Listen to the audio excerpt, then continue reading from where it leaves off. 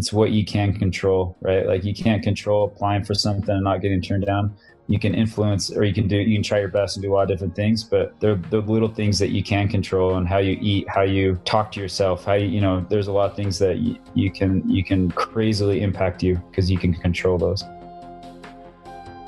Hello, and thank you for joining me here on Hope to Recharge podcast, the podcast that's designed to break the stigma around mental health and to create some hope and inspiration and give some practical tips to those that are struggling with mental health, whether it's from personal stories to break the stigma or some advice from professionals in the mental health community. Whether you are struggling with mental health on your own or you know a loved one that is struggling, we are here to support you and to create a community so you know you are not alone. The road to recovery can be difficult and challenging. At Hope to Recharge, we believe that in mental health, together is always better. I'm your host, Matana. Thank you for joining me here today.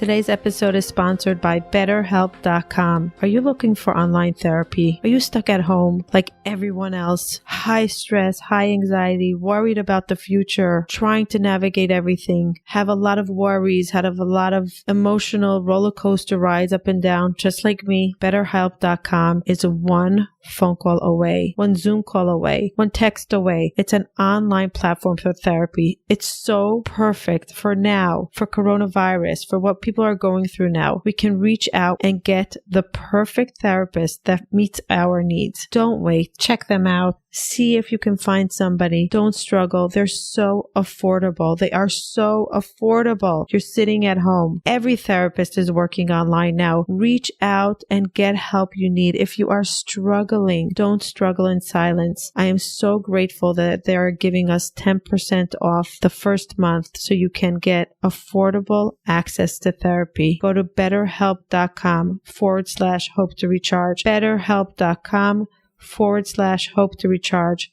Start your wellness, get help, get support you need. Hello, and thank you for joining me here on Hope to Recharge podcast. The month May, breaking the stigma on mental health. We were trying to bring you as many stories as possible to motivate anybody out there that is still thinking if they should share their story with a loved one or support or gain hope or find somebody that can take them out of their darkness and their suffering and find some way to heal or to get out of their misery. So we're really working hard on Hope to Recharge to bring more conversation to mental health awareness and mental illness, and to share personal stories from people like us that go through life and have something that they're struggling with. They overcame it. And maybe they didn't overcome it for a long time, and maybe they overcame only 10%. But we want to share other people's journey so you can be inspired to not live in darkness anymore. And if you know someone that's living in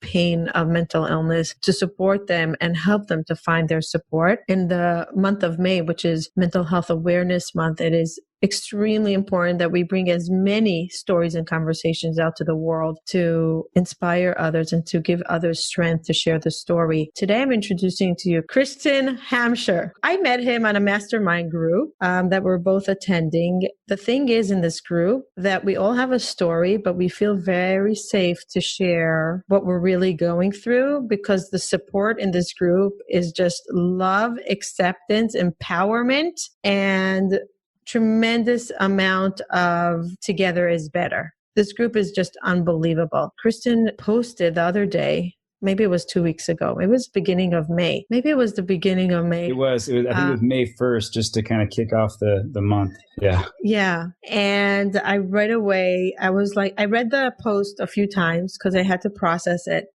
And then I reached out and I first of all said, like, wow, incredible. First of all, what an incredible courage it is to come to a lot of people that know you but don't know you, and some don't know you at all, and to share the absolute raw moments of your life. And I asked him if he's willing to come and share it on our podcast, because I think there's so many powerful points in his story. So thank you for joining me here today, Christain. Yeah, no, thank you. It took me probably about a year and a half to really kind of embrace my vulnerabilities and come out and talk about it. I don't share my feelings. I'm a typical guy that way. And so it was a long time coming, but when I started putting my story out there, I couldn't keep up with comments or calls and different things from strangers in other parts of the world to neighbors down my street, talking about how all sorts of different things. From one guy that lived literally on the other street said he had been planning to hit his car into a barricade recently. He planned it out. It was kind of crazy. We were just talking and kind of in tears. So it really has been a blessing, my story. And sometimes when I tell people my story, it's weird seeing the reactions.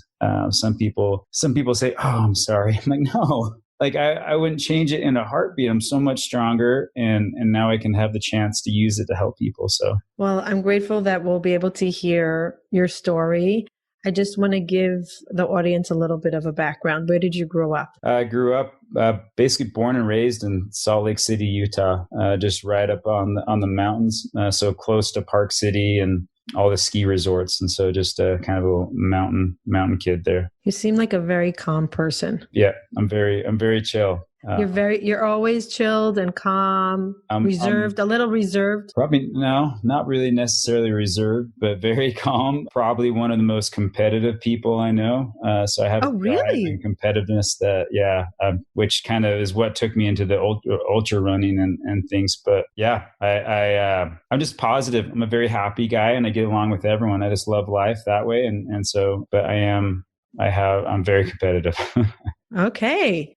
And what kind of upbringing did you have? Yeah, it's interesting that you kind of talk about that, because a little while ago I got into some people. You read some of these amazing books. There's one I just read. I don't know if you ever heard of David Goggins. Of course.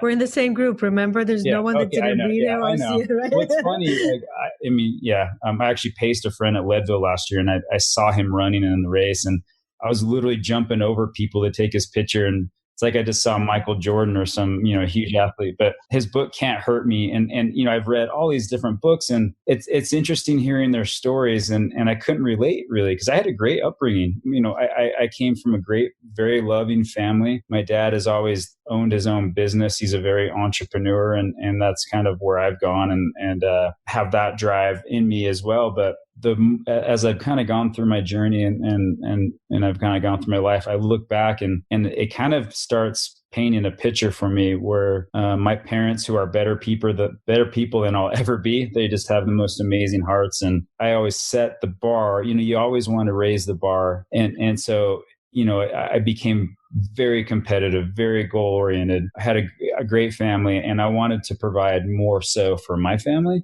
Or just I wanted to have a bigger impact, and whatever it may be, I wanted to be. We're all capable of so much that I had. So and I think this was a big part of, along with all the external factors, coming at me that made me spiral a little bit out of control. Just as you get older, you kind of start evaluating what you're doing now and where you think you should be. But I played a lot of sports growing up.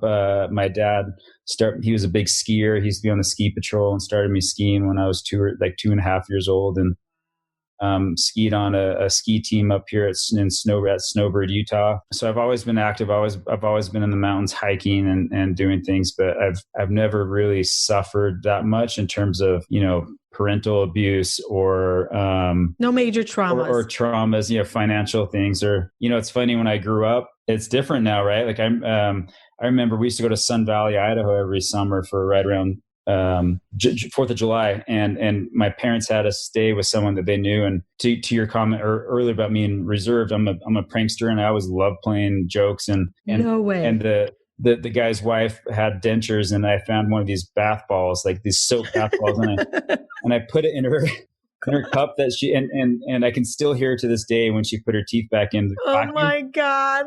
He took out a belt and whipped me. Oh my goodness! For doing that, and at the time I was like, okay, I deserve that. I don't know, like it was interesting compared. To now. He'd go to jail. Yeah. But overall, good upbringing. Do you have siblings? I have one older brother. He's 3 years older. Are you competing with him subconsciously? Was he always, like a superstar? I've always been better than him. Been better than him? He'd laugh when I said because that. you know it? Because you know it? Yeah. Or because you worked on it to get. Did you always, since you're like little, 2, 3 years old, did you always want to be like him or better? Yeah, I always wanted to beat him. Wow. Yeah. Is he an awesome guy? He's great. Yeah, we're still very close. Yeah. Wow. And he lives Fantastic. 15 minutes from me too, so it's great. That his kids are about the same age as my kids, and so it's Right. really fun. Right. Okay. So, and what do you do for profession? Right now I work for a large company that they do outsourced sales. And so I run sales teams for large software companies, from Google to, Slack to, a lot of these big, mostly in the Bay Area. So I run sales teams for them. I've done a lot of different things in the past, from starting up my own nutrition company and selling it to working in many different startups. I remember I've changed jobs a lot because it's just, I feel like I need to be part of something. I don't know. Like there's something that's unfulfilled in me. And I still remember my wife saying, what's going to satisfy you? And we've had an argument about what the word satisfy means. I don't think I'll ever truly be satisfied. I think you could be happy, right? But I think we have a different definition of what satisfied. Like, to me, that means you've hit the goal. It's in the past. Like, I achieved this, and so I'm satisfied. But if I say win a race or whatever, I'm not satisfied because I know I can do better. And so in the next race, I want to run faster or whatever. And so I'm happy about the journey, fulfilled, but I feel like I have so much more to accomplish. You're hungry for more. You're always hungry for more. Yeah, exactly. And so, yeah, I mean, I've started up a business now, kind of just to build a community and awareness around mental health. And so that's been kind of mostly my passion and mission right now, is just to break down the stigma around mental health and help people. Is sales your passion? Is it something that you love doing and you're good at? I'm good at it because I love people. So for me, it's the main word in sales is empathy, in my opinion. So it's like I've been really good at putting myself psychologically into someone else's shoes and saying, okay, what's really going to resonate from a message, a pitch, or whatever? Like, how can I truly help this person be more successful? I've just, by how I approach things and how I can motivate teams, or just as an individual contributor or manager, I've done extremely well with it because of that. Because you don't have that salesman personality. Like, what I'm looking at you and you're so calm. You're not like, sometimes the salespeople like have like a lot of energy and they're trying to do something, and you're just like, you just show up the way you are and you're calm and you're not trying to overdo it. I think sometimes salespeople overdo it and you're like, okay, just chill. Yeah, just chill. Right. Like, okay, it's not about the sale, just chill. That's why I'm just so in awe that you're so calm and you're good at sales. And it's beautiful to see. When did you get married? I got married on Cinco de Mayo. In 2006. Your anniversary. Yeah, so we just had our anniversary, which is weird this year. 2006? Yeah, 2006. I know. It was like, oh my God, you look so young. Yeah. You look really young. I don't even know what I am. I'm always off a year or two. 42. I'll be 43 this year. Okay, we're the same age. Yeah. We're the same age. Look at that. You don't look that at all. And how many kids do you have? Because I saw in pictures that you have kids. Yeah, I have 2. I have a 9-year-old boy and a 6-year-old daughter. And yeah, they're the most amazing little humans in the world. But it's my son, who's part of my story, and his name's Christain. But he was born at 24 weeks gestationally. So his due date was on Halloween. He likes his holidays because his due date was on Halloween. He was born on the 4th of July and came home from the NICU on Thanksgiving Day. So, wow. They gave him like a 30% chance to live. And they said if he does, he'll have cerebral palsy, or you name it, laundry list of stuff. And so he was a rock star in the NICU. I mean, he had very slim chance of stuff, but he's 9 and he's amazing. You wouldn't be able to tell. He wears glasses from being on the oxygen. And so now when I run a race, I always put, because it fits perfectly on my knuckles, I write Christain. In longer distance running races, you have to dig down and find a different part of yourself at certain points to kind of keep going. Continue. And he was just such a rock star at the NICU that, for me, it gives me motivation. I look down at my knuckles and it's like, my goal is to show him that, hey, an ounce of your strength came from your dad. So. Oh my God, that is so beautiful. That is so beautiful. So he's a constant reminder that you fight for life and and you show up and you just take one breath at a time, literally. Yeah. Like, that's what he did, one breath at a time. When he was in everybody's hands but himself. He just had to exist at that point. He couldn't do anything but breathe, right? Yeah, And be a and fighter for a inside. good part of it, he couldn't even breathe on his own. So wow, yeah. What a lesson. So take us down this road of your episode that happened to you recently that you shared with the world. And what was before that? What led up to that? First share the episode, and then we'll go a little bit back to we'll try to understand what led to it. Yeah, we can kind of talk to, throughout my life, I played rugby for Highland High School. For anyone out there has ever heard of Highland High School rugby, there was a movie called Forever Strong that was made after it. The coach, Larry Gilwicks, he had won, I think it was 436 years of coaching. He won 418 games and only lost 10 and won 20 national championships. He's one of the most winningest coaches ever. And for a Highland, for a high school rugby team, it was insane. So I learned so much through him, the work ethic, structure, process. But to go back to my story before, I've always ran, or I've always hiked a lot, and I've ran for workouts, and I want to be outside. And so rugby is very much like soccer, where you're constantly running. And I ended up playing rugby in college at the University of Utah too. But one thing I did a lot then is run, right? And so then, a little bit later, I met my wife and we started competing in triathlons and doing shorter distance triathlons. And I never cared to run anything long distance. Like a marathon for me, I just had no desire. The longest I had ran was a half marathon in an Olympic distance, a triathlon. But I loved pushing myself and the mental aspect of that. And so one day I was sitting down, and I loved to read, and I was reading a book called Born to Run. I think Born to Run spurred the whole barefoot movement and all sorts of stuff. It's actually a really good book, but I remember reading it and I had an epiphany, kind of I prided myself in my workouts and how tough they were. My buddy and I would always say, our warm-ups are harder than your workouts or whatever. We thought, we worked out hard. But it's like an hour, right? We're working out for an hour. So I'd never been in war or done anything along those lines. And so I'd never been in a situation where I had to push myself past my limits, where I had to. And so all of a sudden I just said, I'm like, you know what? I'm going to find out if I'm mentally tough. And I signed up. I sought out the toughest 50K in the country, or arguably the toughest 50K in the country, because if I was going to run a long race, I didn't want it to be some cream puff race, right? If I quit in it, I didn't want someone to be like, you quit in that race? That's okay. That's flat, or what? I don't know. So you set a real high bar for yourself. So yeah, right. And so it was called the Speed Goat 50K, and it's just crazy up and down these mountains. And so I went and I found my bottom many times through that race. And did you train for it? Yeah, well, I tried. I had no clue what the hell I was doing. But did you train? Did you say trained, But okay. I think I was severely undertrained, because again, I had no clue what I was doing. And now I do. But and I remember when my body, this has happened to me on a few races, where I think my body all of a sudden it's like, okay, you're dying, so we're gonna flood you with endorphins. And I still remember the exact mileage. It was at 28 miles. I just got all these endorphins, and when I get flooded with these emotions, it's always gratitude and love for some reason. And I remember trying to call my wife. I left her a voice message, and I'm super glad she deleted it, because I was just blubbering, and I'm like, I love you so much, and you mean the world to me. And if she did that to me, I'll record it on everything, right? And just always play it for her and be like, listen.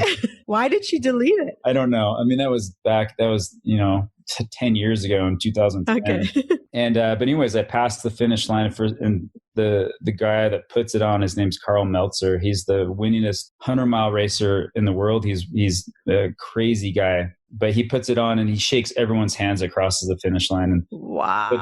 But so I remember talking to him, and I'm not going to repeat what I told him there, because it's probably not it's probably not the best platform to say that on. But for some weird reason, I kept on doing these races. Then we had kids. Actually, I had my son at the time, and I have this awesome picture of him. We just barely brought him home from the NICU, and he's in the stroller. My wife was at the finish line. And then several years later, I started running more and more, running a 50-mile race. And I caught the bug and wanted to do a 100-mile race. I ended up putting in for a lottery there's a local race here called the Wasatch 100, which is a 100-mile race through the Wasatch front, or the Rocky Mountains here. It's nonstop. So you just keep running. You stop at an aid station to fill up, nutrition or whatever you need. And so this was in 2016. I got into the lottery, I think December of 2015. The race was in the beginning of September of 2016.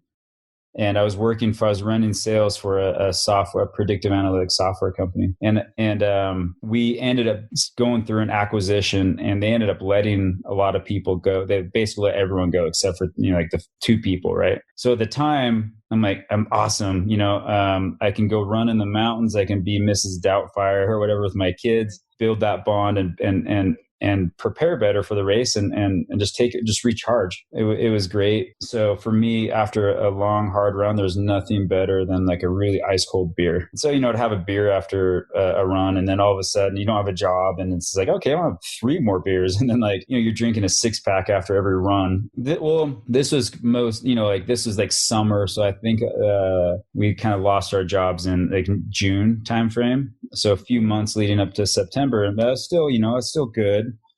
For the most part, I probably there was a lot of things that were coming at me that I didn't really, realize how they were affecting me, from alcohol to these different things. And so I ran this race. One thing that was really crazy to me, I ended up putting a post on it when I finished it. During the race, I became very maniacal in terms of focusing on every step. So every aid station, I had exactly down what I needed to drink, my nutrition. And so I was just myopically focused on each aid station. I never once really thought of, okay, I'm at mile 80 or I have 30 miles to go or whatever. And it was really crazy because I remember when I crossed the finish line, I had this surreal moment kind of saying, I don't want to discredit anyone that has done that race, because still to this day, even though I've done many hundreds since, it was just one of the coolest things for me. But what was interesting, it was like, man, I didn't do anything special. Like we all can easily do that. Like it was crazy. You know how it is if you set like a lofty goal for you and you complete it and you're like, that wasn't that bad.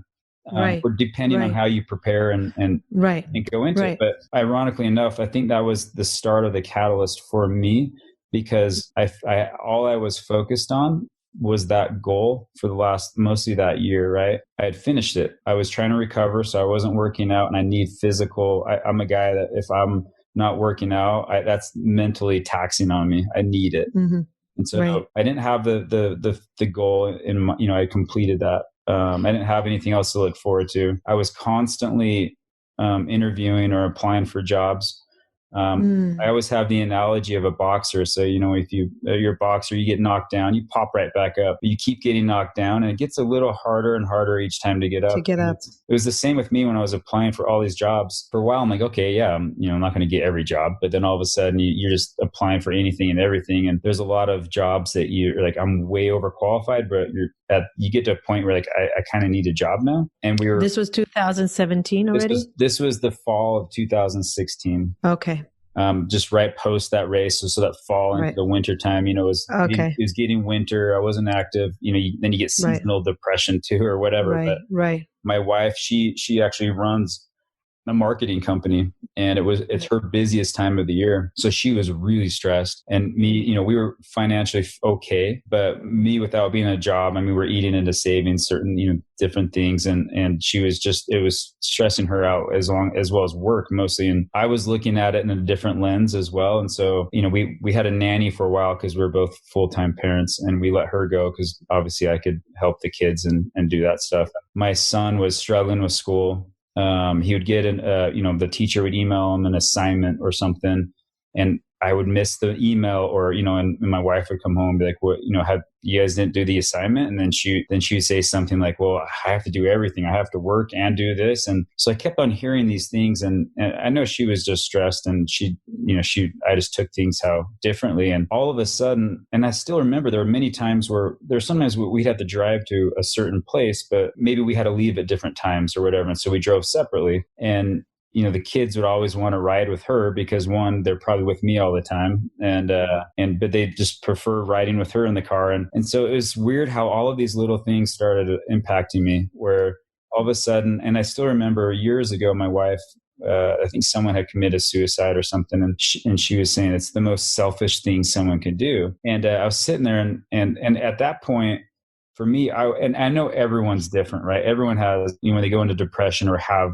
any sort of suicidal thoughts or anything, it's completely different. And for me, it was the most unselfish thing in my mind, right? Where especially, men and women, we put ourselves in our boxes where we think what a man or a woman should be, Right. especially in today's society. And yes, and it's weird how we're wired, especially biologically in certain things. totally. Where with men, Totally. like, all of a sudden I couldn't protect my tribe, right? Like I couldn't provide for them. I came from, my upbringing from a pretty, financially set, it was great. And all of a sudden I felt like I was failing. I couldn't support my Right. family. I wasn't hitting my goals. I was completely failing. My kids, I kept on thinking, well, my kids would rather be with my wife. I'm not making my wife happy. I'm stressing her out. And I can't do the one thing that when we got married that I promised her I'd do was take care of her. So like there are all of these things. And so I got to the point where like I thought to myself, my family is better off without me. Like we have several $1 million insurance policy or whatever. And so then I'm like, they could be set for a while, right? I wish you could see right out my window here, my whole house faces this mountain called Lone Peak. And you'll send me a picture and we'll put it on the episode maybe. It's such a magnificent mountain. There's these huge granite cliffs at the top. I had always wanted to run it. That year I did, and I went to the top. And the first thing I did when I got home was Googled how many people have died on Lone Peak, because I was getting sweaty palms at the top. I mean, it's just these sheer cliffs, and if you stub your toe, I mean, you're toast for sure. Oh my God! There were times that I had to shimmy around some rocks, and if I slipped, I was hanging on. Oh my God! And so I have fear of heights, so even you're describing it like I have like a pit in my stomach. Yeah. No, and I planned to go to the top of Lone Peak and take a tumble, right? And that was kind of when was this? When was this that you said I'm going to, when you climbed that mountain and you said, oh, you know what? This is a great place to suicide. Well, I didn't think that at the time. I went to the top of Lone Peak the summer of 2016 before I did Wasatch. It was the beginning of the year in 2017 when I was in this mindset, and I just was thinking, because I stare at that mountain every day, and I'm just like, okay, I go, I run every day. That's the perfect, no one's going to question that. It's an accident, a tragic accident. And so that's what I planned. And I still remember a little bit after that, there's this book, I think it's a Christian book or religious book called You Are Special. And so I remember I was sitting with my son, Kingston, and it's about these little wooden people that they call Weemic people. And, if they trip or fall, or if they're not perfect, they get these dots appear on them or something. And there was this Weemic girl that had 0 dots. And there's this one guy that had all of these dots, and he was ashamed to go out of his house. And, he saw her and was kind of like, hey, why don't you have any dots? And she was like, I'll show you. And she took him to this guy who was the guy that was the maker, right? Like he was the carpenter and whittling them out of wood. He's like, I convinced her, or I showed her how special she was. So her dots fell off basically. And so still remember reading that to my son, and I was bawling. He was like, I see you're choking up now, telling you. I know I've told this story so many times, and there are times that you're just remembering that moment. It all comes back. And I remember my son looking at me, and he's like, "You all right, Dad?" I'm like, "I just got something in my eye," I'm like, "I'm good," just trying to play it off. But I'm not. I grew up religious, but I'm not. I'm not religious anymore, or go down a whole rabbit hole with that. But I hadn't prayed or done anything forever. And I remember he went upstairs, and in his bedroom downstairs, and I went into his room, and I remember praying my guts out, just kind of saying like, like, am I special, or whatever it was. I'm not expecting a miracle, but maybe like twinkle like my toe or something. It was interesting. What were you looking for? I just want to, sorry for interrupting. I don't know. Were you looking for a spark of hope? Were you looking for inspiration? Were you feeling so numb and dead inside that you needed somebody to say you're enough? Yeah, I was looking for, like, I didn't know what I was looking for, but it was just any little light of hope. Cause I was basically had the proverbial gun in my mouth of, I didn't like have worth at that time or whatever it was. Right. Like, I just felt like, I wasn't doing what I should be or whatever it was. And it was interesting. I felt the most empty feeling. It was really crazy. And you think at that point, you're like, okay, well, if you went through that and you felt that feeling, you'd think you'd be like, okay, I'm going to go to the top of that mountain now. But I still don't know what, I mean, obviously when you kind of come out of your funks and different things, it takes a while. When you look back at things, it looks like it happened really quick, coming in or coming out. There's this guy named Jared Campbell who was he's in several documentaries for running, and he's a fairly big deal. And so when I was training for Wasatch, the Wasatch 100, you have to do they require you to do 8 hours of trail work, every runner to do that, to kind of help support the mountains, and which is it's a nice thing. And like always, I procrastinated to the last minute to do it, and so did he. And so we were doing our trail work together, and I remember I knew who he was, and I was talking to him like, hey, what can you tell me? What kind of advice can you give me for my first 100-mile race? And he told me about a story when he was pacing the guy that, you know, his whole body was cramping up. He was in bad shape, and he said, I'm done. And he said, you know, let's just go to that next tree. And then at that tree, he's like, let's just go to that next tree. And then all of a sudden he's like, dude, we're a quarter mile from the aid station. We have to go there anyways. And then he said, all of a sudden he was running faster than he ever had in the entire race. And so the tagline or the motto for Wasatch 100 is 100 miles of heaven and hell. Super true, by the way. But he was just like, remember when you're in that hell, that there's a heaven right after you. And so it really stuck with me. For me, like a 100-mile race is very indicative of life, where you're towing the line with all of these different people. I think you're wired a little differently if you're going to go do a 100-mile race. And so you meet some interesting people, but just talking to people throughout the race. And remember, I posted something, that same Wasatch thing that I posted where, you know, I said, so back to my analogy of the 100-mile race, you have your pacers at certain points. You know, you can only have a pacer at a certain mileage for X amount of miles, or whatever. You can have a crew, but it's a solo journey, right? Like we have our support, we have our people with us, but no one truly knows what's going through your head. My wife didn't even know where I was. Like when I told her, she was completely shocked, and everyone, because I'm just a positive.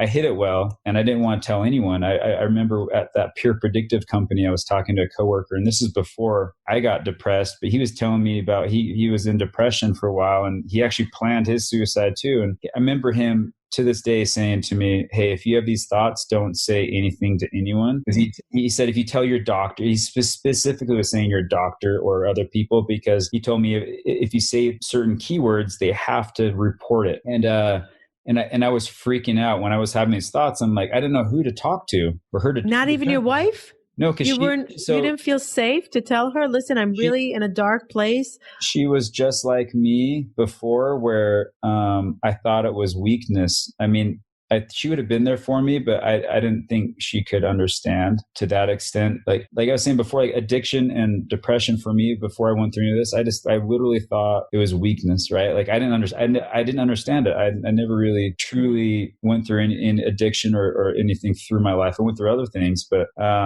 and so I didn't want to tell anyone, because I'm like, I'm not broken. I don't want to be committed.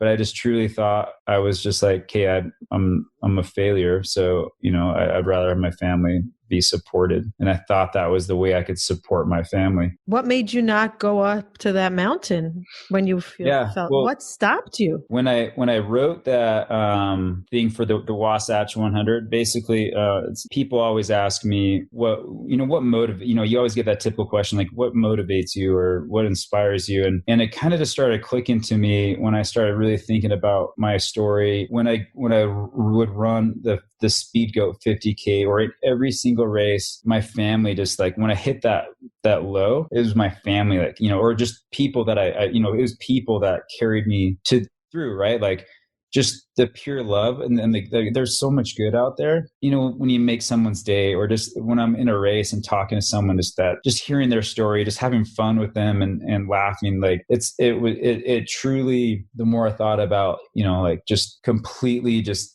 couldn't wait to see my family at the finish line and all sorts of stuff. And so it's people what truly motivates me, and kind of what pulled me out was just, maybe it was these random acts of kindness of people, or whatever it was, like that just kind of compiled. And I'm just like, hey, like people, this is actually a good life, and there's a lot more to it. And so as you start pushing through more and more of that, your heaven, your sunrise starts coming, right? It gets easier and easier to come out. And, I obviously can't pinpoint a day or something that I'm like, I'm good, like what the crap just happened to me? But it's interesting. But there's one thing I remember listening to a podcast of Tim Ferriss. And so Tim was talking about how he had planned his suicide and things. And he mentioned something at the time I didn't really understand, where he said, hey, I'm still fighting my demons every day and different things. And I was like, oh man, okay. And it was weird. Just this last summer, my son, he's in Cub Scouts. I don't know if you heard of the Pinewood Derby, but they make these little wood cars and they race them. And so, I remember doing it with my dad and building my car and sanding it down. And so I was kind of looking forward to doing it with him. And so I was sanding the car down and doing all that stuff with him. And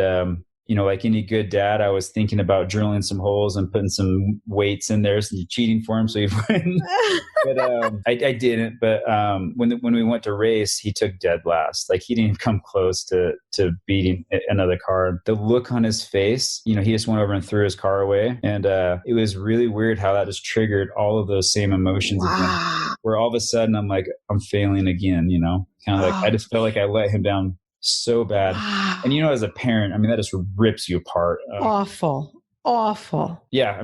It's weird how every now and then, some things, it's a roller coaster ride. Some things attack you, but you just gotta kind of regroup and each time I think hopefully come back stronger and stronger. But so that story, that night when you told your son that story, in your mind, you're like, okay, I'm empty. I'm done. I can't do this anymore. I'm so low. I'm just going to gift my family the idea that I'm not going to be here anymore.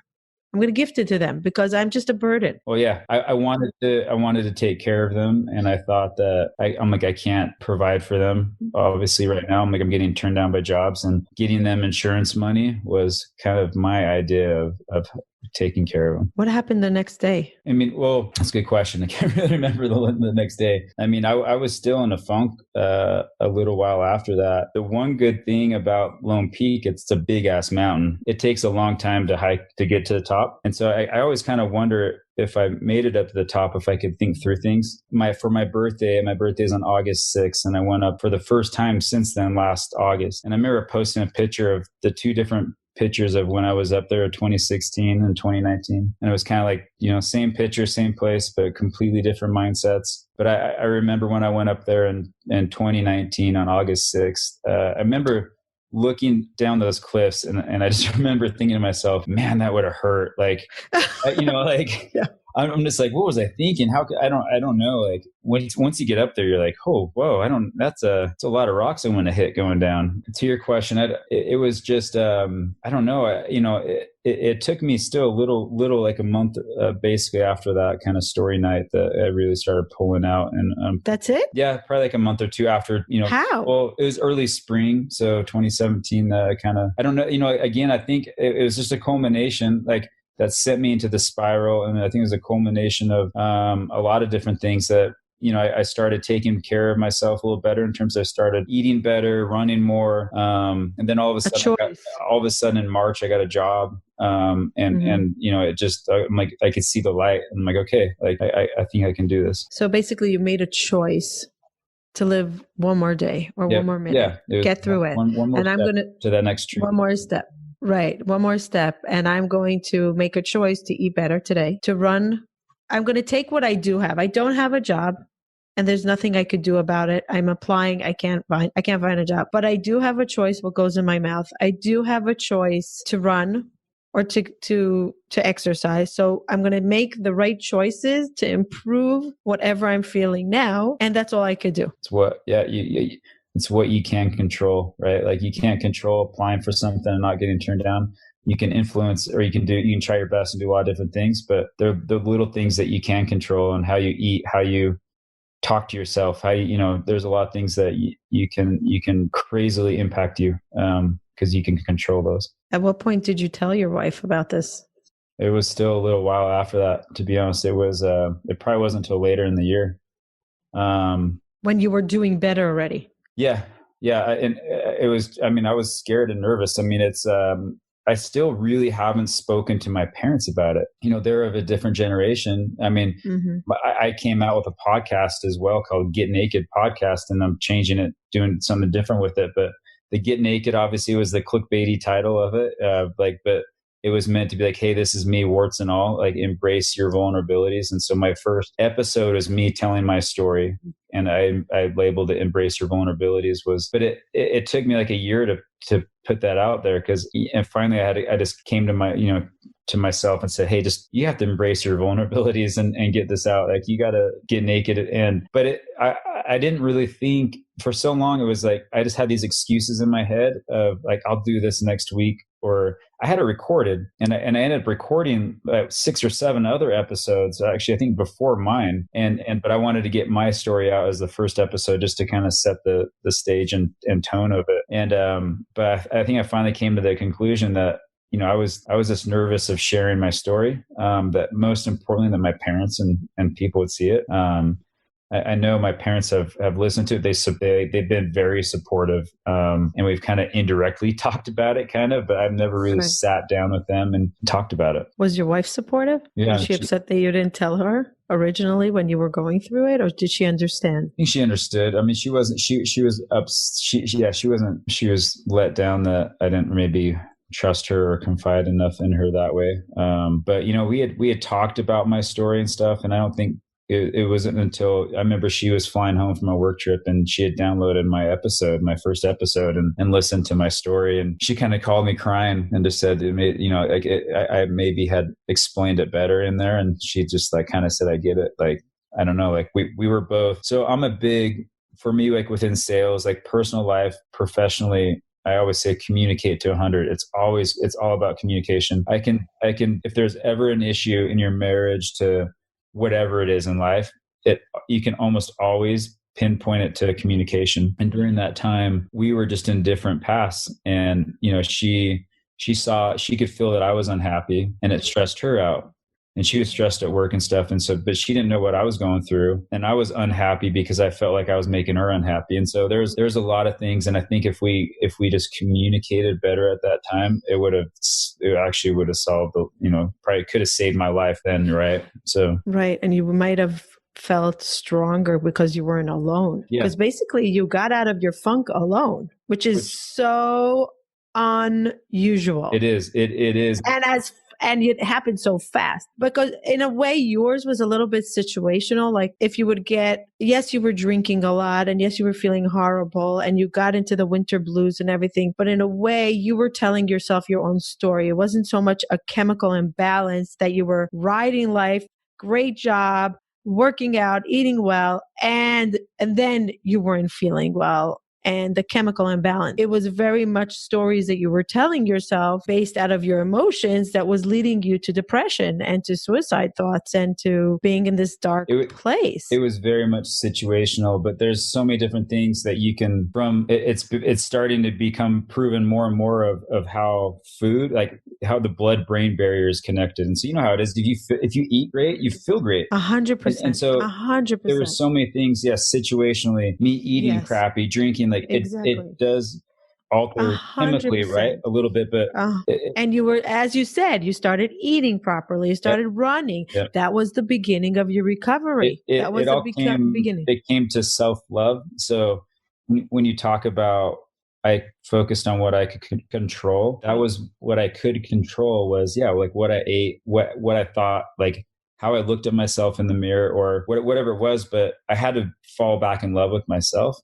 And so once I did that inner work, everything, it came together. And so it's amazing how fast you did that, because it usually takes years I was just interviewing a doctor yesterday, a clinical psychologist, and she says she focuses on helping moms fall back in love with themselves. And that's if you want to be a good mom, you need to love yourself, because it's hard to give when you're depleted and you don't love yourself. So the number one is self-care, self-awareness, self-love. And how do we fall in love with ourselves when we are so depleted? I told her that then I believe that when everybody comes to ask me about how do I heal when I'm so broken, I'm depressed, I have anxiety, whatever it is, like what's the first step? Because you could do a million things. It could be food, exercise, meditation, yoga, running, climbing, group therapy, private therapy, healers, a million things. And you can have all of them. You can have the best therapist, the best medication.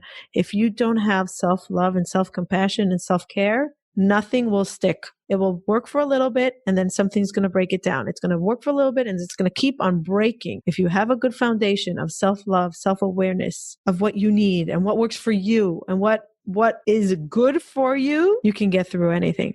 And I still get a lot of people, they'll ask, they've heard my story or whatever, and they'll reach out and like, hey, my nephew he's suffering from depression or someone. They're like, how do I talk to them? And like, what I will always say to them is it's off of that, where it's like, just make sure that they feel loved and supported, that they're making a difference or that they're special that way.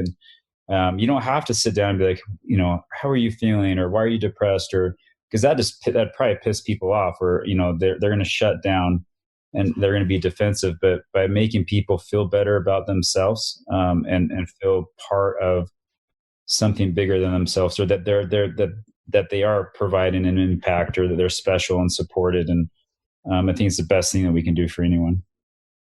Are you still super, super into races and competitive? Like, is this still a tremendous drive? Yeah.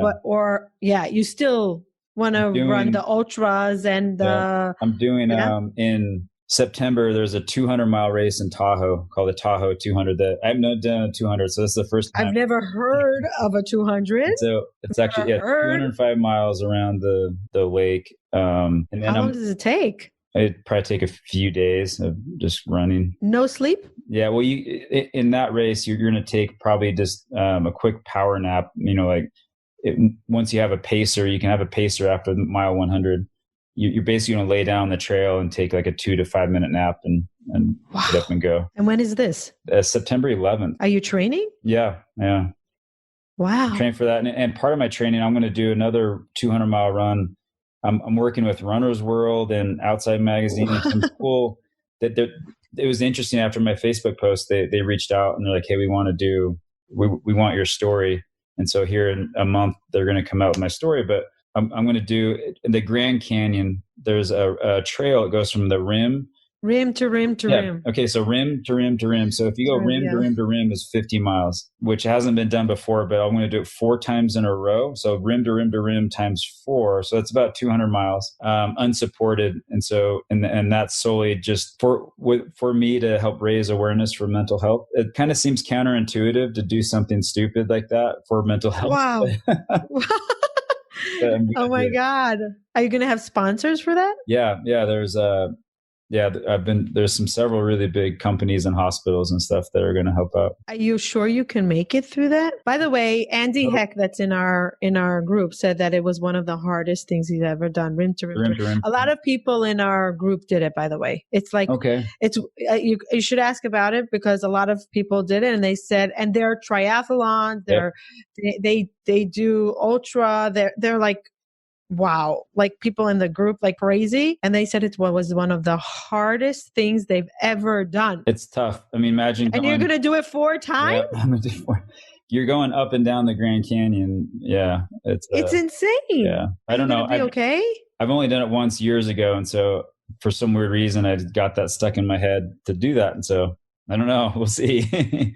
Hopefully I make it through it. When are you doing this? I'm actually, I need to commit to a date, but it's going to be, it's supposed to be in the fall, like in October, but I may bump it up into July or August, which is the worst time to go down to the Grand Canyon to do it. But I kind of want to do it before the Tahoe and use it as preparation for it. But wow, I don't know. Wow. In July and August, I mean, you're most of the time well over 100 degrees and exposed. Yeah. And so it's going to be added definitely another element to it. Wow. Well, you seem to be much stronger now emotionally. Yeah. You seem to be very motivated. Do you have some days that you have suicide thoughts? No. I mean, like you said, there's sometime every now and then some weird, some trigger will hit and those thoughts kind of come back and it's just like, no, like, I don't know.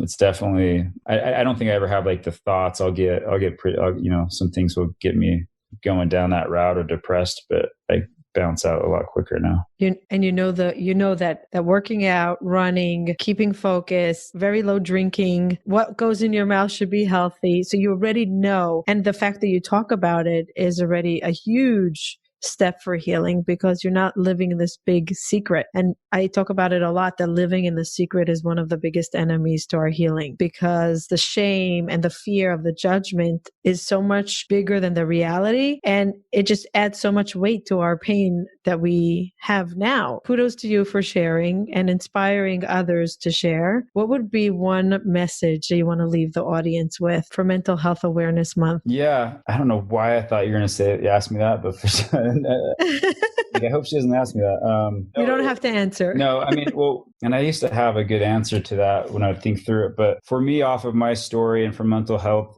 awareness, it's one step at a time, right? Like it's taking a look at that next tree, no matter what. I mean, it's just persevering. You'll have another heaven soon, but it's in this world, not in yeah, right, exactly. Create the heaven here. But I mean, I got really interested into Stoicism around, with Marcus Aurelius and Seneca and all these philosophers that were awesome. Or Viktor Frankl, if you ever read The Man's Search for Meaning, which is a fantastic book. It's the only thing in life that we can control is our reaction to things. And so it's just taking a step back and thinking about that when someone pisses you off or something happens, and just think about how you're reacting to it. Good idea. And do like what you said about your marathon. Just one more step till the next tree, till the next whatever it is. If it's the next minute, is it the next hour? Is it the next day? Just don't look at the long path, just a little bit further. Last question. What does hope mean to you? Yeah, I don't know. So when I think of hope, I don't really. What I see is light, right? Like when I think of hope, it's not like a necessarily meaning, but I just envision some sort of light and love, and so that it's just that's kind of what it means. That's not really a definition, but that's kind of what it means to me. That means to you light. Yeah. Right. It means to you light, and light is a lot. I like that. We can just vision like sunshine. It's funny, I say this all the time, and my audience probably said, okay, Matana, you've shared it so many times. But when people ask me what is hope, I say that after every night, the sun comes up. And sometimes the night is longer. There are certain places in the world that the sun rises only after 6 months. And sometimes it's after 6 hours. The sun always comes up at the end of the night. You have to be patient for the night to end. So it's very similar to the light that you're envisioning. The light comes, and light is love. Light is comfort. So I like that. Where can people reach you or find you or follow you with these craziness stuff? Oh my God. I mean, I'm on Facebook. I think it's just Christian Hampshire, Christian.Hampshire, or Instagram is Hampshire. So HAMPSURE. So Hampshire, I guess. But so yeah, you can check me on Instagram. I post all my pictures of my running and my weird thoughts, but then there's the band together that I just kind of started up. And so that's like band, you're banding people together. So BAND, the number 2, then GTHR. We'll have it in the show notes. So yeah, you can go band together. There's a Facebook. What we're doing is off of the name band together. I came up with a name called Bandits. So, it's our community. It's a private group that we have a lot of amazing things planned to do with the Bandits. So once COVID and all this stuff happens, it was gone. There's going to be an offline and online group. So we'll have meetups, we'll do different things, but it's a private group where hopefully people will feel more comfortable to share their stories, if they're going through something or how they can help someone. And so we have a lot of really cool things going with that. And so I would encourage everyone to check out Band Together and hit to join the Bandit group. Do you have to be an athlete like you to join? No, absolutely not. Can I be an athlete hater? You can be myself because I hate mountains. I hate running. I hate anything that elevates my heartbeat. Okay. Yoga is my zen. Meditation, yoga is my zen. But okay, so I just wanted to make sure that it's for anyone. It's not just for runners or whatever. It's for anyone. Okay. Christain, thank you so much for sharing and for being an inspiration to the world, that even if we have a visual of our suicide attempt, we can overcome it, and we shouldn't live with it in our fears to share with the world. And we're just like everybody else with fears and with hard times, and the light comes up and we can move forward and love yourself. It all starts with self-love, self-acceptance. So thank you. If you enjoyed this episode and you think of one person that you can help, please share it. One person that you might inspire that you can maybe save their life, or somebody they know that is going through a hard time. Share this episode with them. Tell us how you went through life. If you had moments like this, we would love to hear from you. Share your story. Let's break the stigma now together, especially during the month of May. Let's bring awareness, because it's really dark alone, doing this alone. So let's do it together, because in mental health, together is better. Bye till next time. Thank you for joining us and taking the time to listen. I really appreciate it. Please hit the subscribe button so you can hear further episodes. If you are listening to us on iTunes, please leave feedback and ratings below. Let us know if there's any topic that you would like to hear from us in the future. Bye till next time.